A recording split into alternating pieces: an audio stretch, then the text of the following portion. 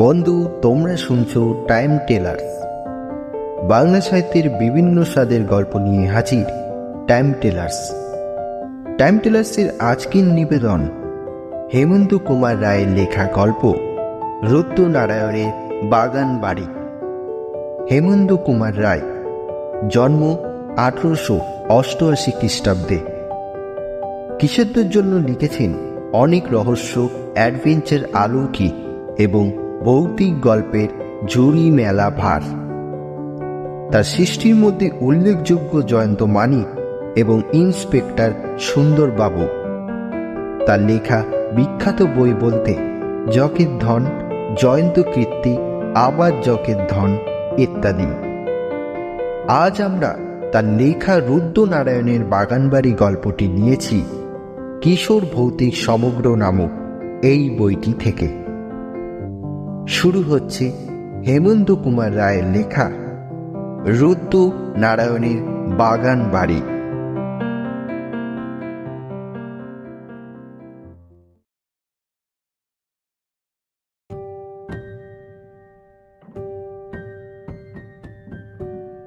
সময় সময় নাকি কেঁচো খুঁড়তে সাপ বেরিয়ে পড়ে। আমারও ওই দিন ওই দশাই হয়েছিল। মাছ ধরতে গিয়ে ডাঙায় টেনে তুলেছিলুম। না থাক, ঘটনাটা গোড়া থেকেই বলা ভালো। আমার কাছে মাছ ধরতে যাওয়া হচ্ছে একটা নেশার মতো। মাছ পেলে তো কথাই নেই, কিন্তু মাছ না পেলেও আমার আনন্দ স্নান হয় না।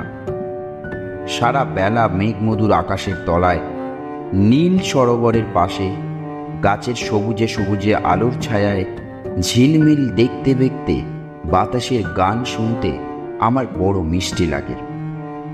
তাই কোথাও কোনো পুকুরের খবর পেলেই ছিপ কাঁধে করে ছুটি। সন্তোষ খবর দিল তাদের দেশে এক পুকুর আছে, যার জলে 50 বছরের মধ্যে ছিপ পড়েনি এবং মাছ আছে হাজার হাজার।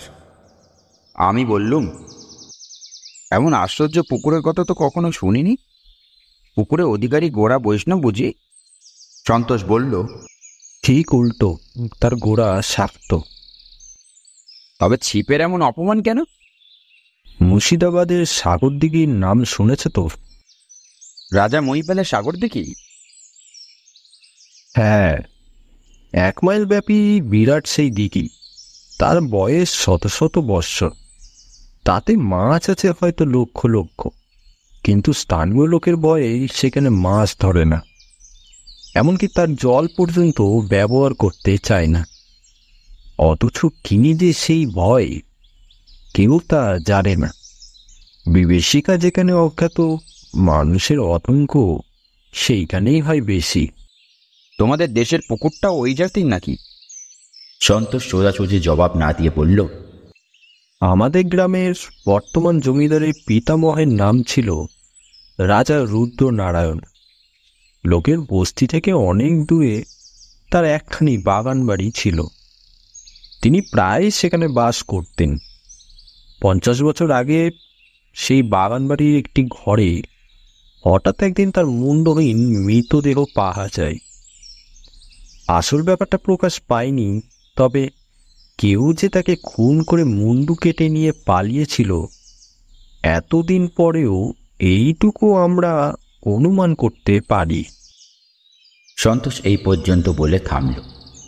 আমি মনে মনে ভাবতে লাগল, রাজা রুদ্রনারায়ণের হত্যাকাণ্ডের সঙ্গে পুকুরের রুই কাতলার সম্পর্ক কি?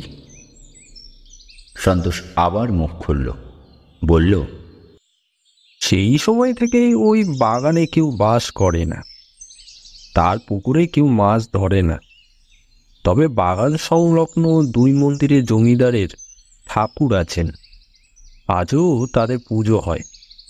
আর সেই জন্যই বাগান, পুকুর আর বাড়িখানি সংস্কার অভাবে নষ্ট হয়ে যায়নি।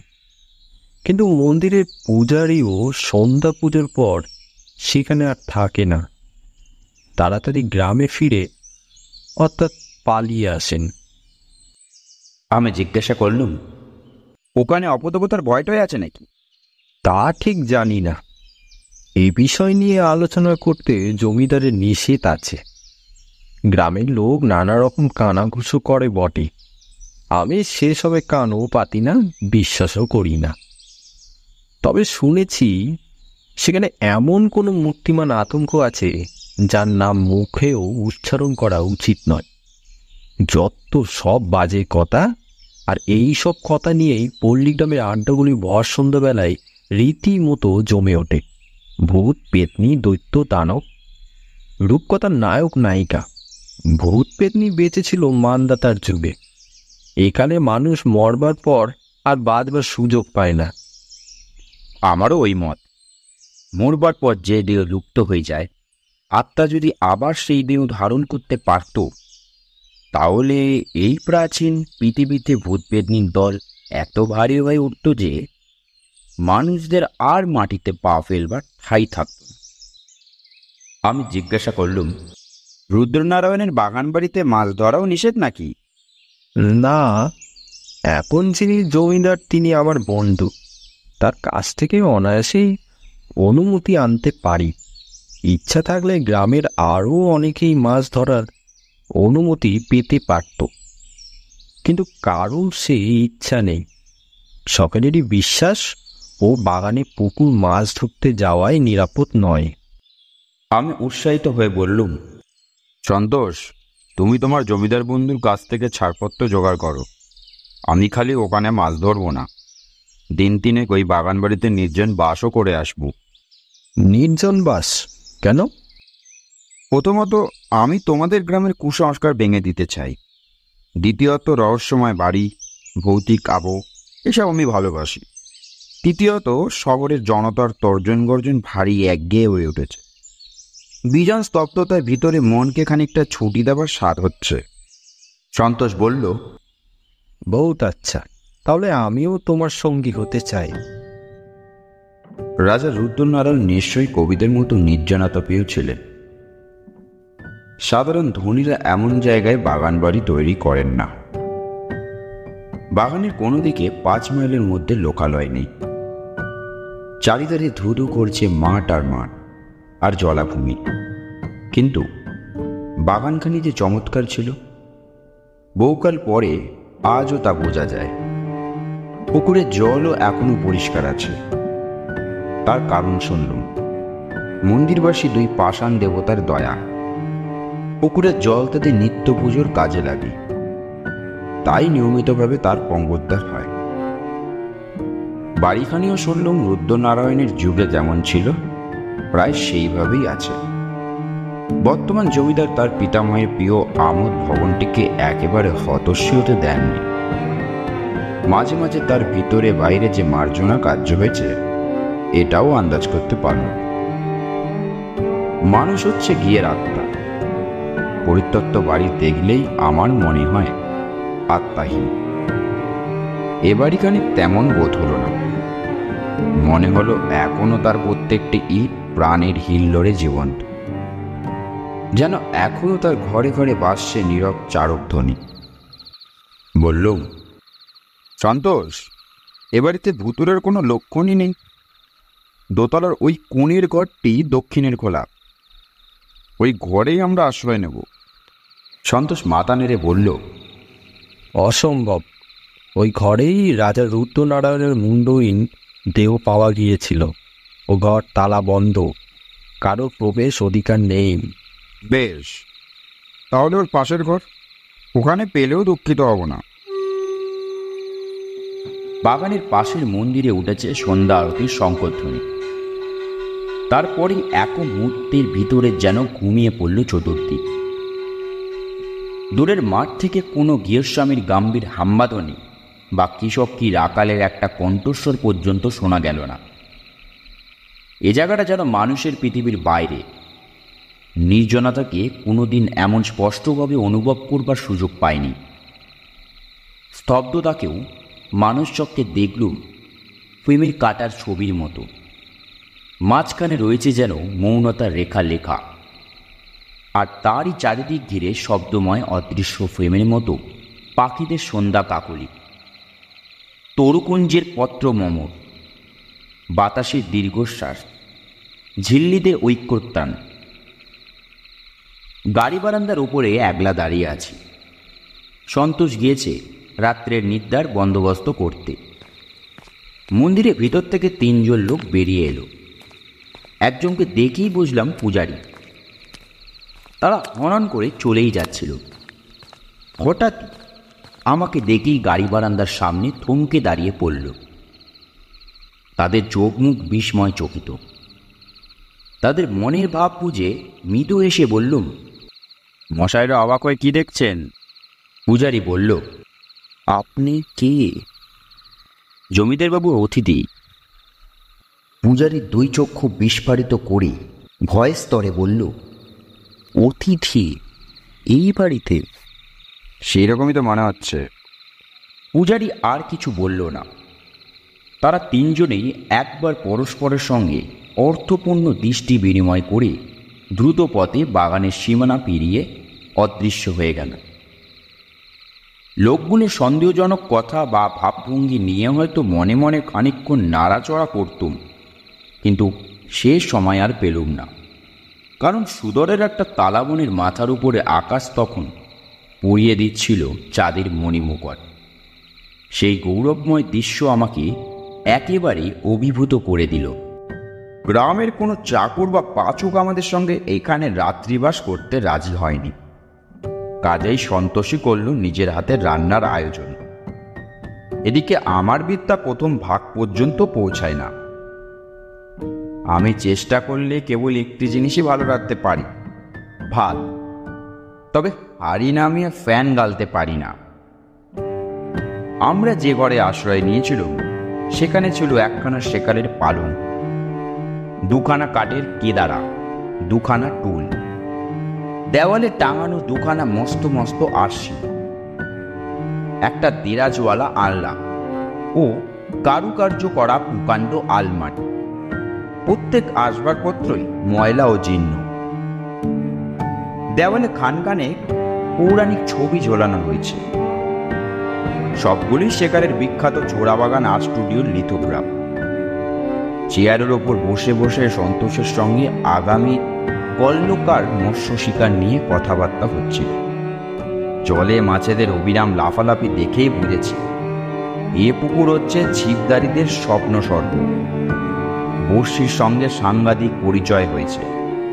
এখানে এমন ঘাঙি মাছের অভাব। প্যালোটো তোলো মাছ। কালকের ব্যাপার এ যে এই হবে এ সম্বন্ধে আমার একটুকু সন্দেহ নেই। মনের আনন্দে এমনই সব আলোচনা চলছে। এমন সময় নিজের হাত ঘড়ির দিকে তাকিয়ে সন্তোষ বলে উঠল, রাত 12:30 বেজে 2 মিনিট। তাই নাকি? তাহলে নিদ্রা দেবীর আরাধনা করবার আগে আরও একবার আকাশের চাঁদমুখ দেখে আসি। উঠবার উপক্রম করছি। হঠাৎই পাশের ঘরে হলো একটা অভাবিত শব্দ। মেঝের উপর দিয়ে হরর করে কি যেন একখানা ভারী চেয়ার টেনে ও ঘরের এদিক থেকে ওদিক পর্যন্ত নিয়ে গেল। ও ঘর মানে রাজা রুদ্রনারায়ণের তালাবন্ধ ঘর, যার মধ্যে কারুরে ঢুকবার হুকুম নেই। সন্তোষ এক লাফে দাঁড়িয়ে উঠল। আমি বললাম, তুমি বললে এ বাড়িতে আর কেউ থাকে না? তবে ও ঘরে অমন সচকদের চেয়ার টানলো কি? হতভম্ব সন্তোষ কোনো জবাব দেওয়ার আগেই বাইরের কোথায় দরাম করে একটা দরজা খোলার আওয়াজ হলো। 8 মিনিট পরে শোনা গেল সিঁড়ির উপর দিয়ে কে যেন দুমদুম করে অত্যন্ত ভারী পা ফেলে নিচের দিকে নেমে যাচ্ছে। শব্দ খুব উচ্চ ও পাগুলো ভারী বটে, কিন্তু মনে হলো যেই নেমে গেল সে মাতাল আর অন্ধ। কারণ আওয়াজ শুনলেই বোঝা যায় সে পা ফেলছে দ্বিধা ভরে ও বিশৃঙ্খল ভাবে।